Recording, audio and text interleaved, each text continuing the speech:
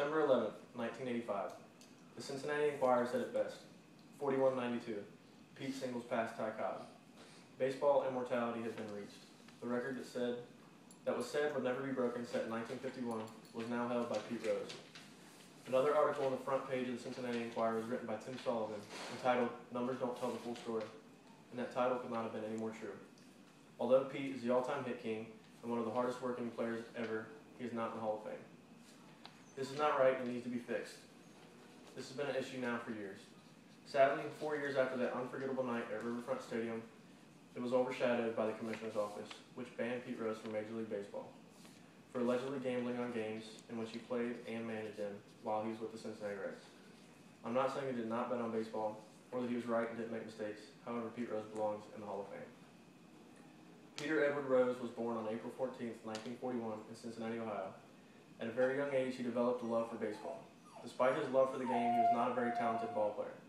He credits his father on his success for instilling the work ethic that made Pete the player he was. He attended Western Hills High School, but at the end of his sophomore year, he did so poorly in school that he was told he had to take summer classes or he would be held back. His father made that decision for him and said that it would be better if Pete got held back a year of school than to sit out and miss a summer of baseball. This gave Pete extra time to grow physically and mentally. He compiled good numbers during high school ball, and right after his senior year, he played in the Dayton Amateur League and had a 500 batting average.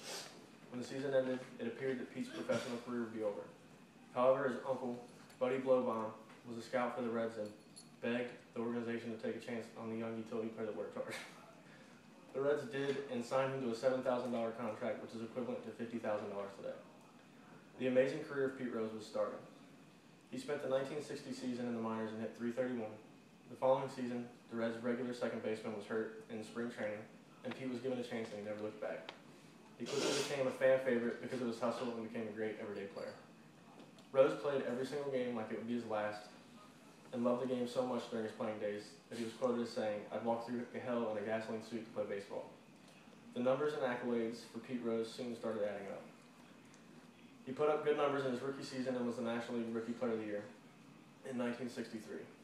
He is a 3-time World Series champion, a 3-time National League batting champion, and led the National League in runs scored 5 different times. Pete is a 7-time National League hit leader and a 2-time Gold Glove winner.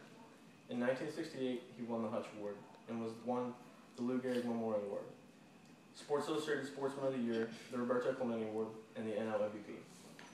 Some other great accomplishments are winning the Silver Slugger, World Series MVP, and being selected to Major League Baseball's All-Century team, and of course being the all-time hit king at 42-56.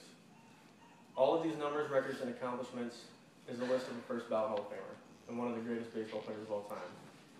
Pete is banned for life for betting on baseball, yet there are numerous players every day for the last 15 years who have used steroids and performance-enhancing drugs and cheat the game of baseball by tainting players' stats and numbers.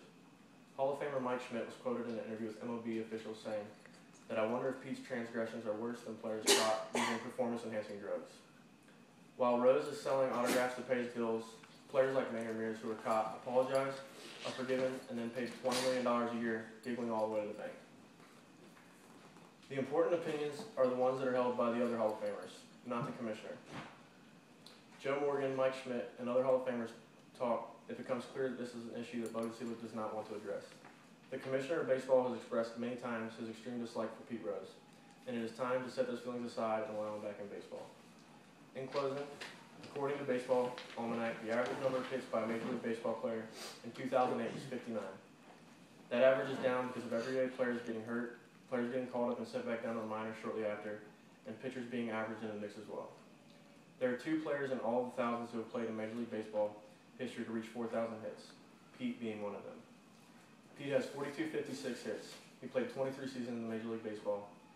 He averaged 185 hits a season when the MLB average of a player is 59. The lifetime ban of Pete Rose needs to be lifted, and the all-time hit king needs to take his rightful spot in the Hall of Fame.